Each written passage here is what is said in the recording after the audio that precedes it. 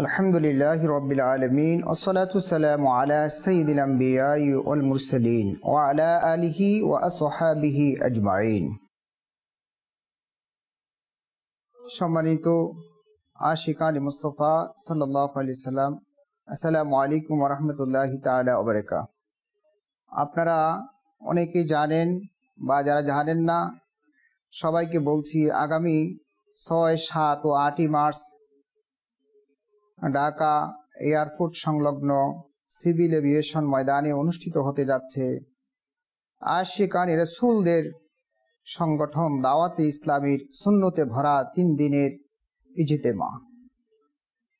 উক্ত ইজতেমায় আমি সকল আশিকে রাসূল ভাইদেরকে আহ্বান করব, আপনারা সবাই ইজতেমায় অংশগ্রহণ করে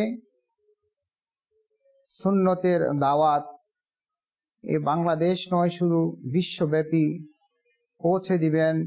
দাওয়াত ইসলামীর মাধ্যমেই সারা বিশ্বব্যাপী সুন্নতের কাজ চলছে, সুন্নতের প্রশিক্ষণ চলছে।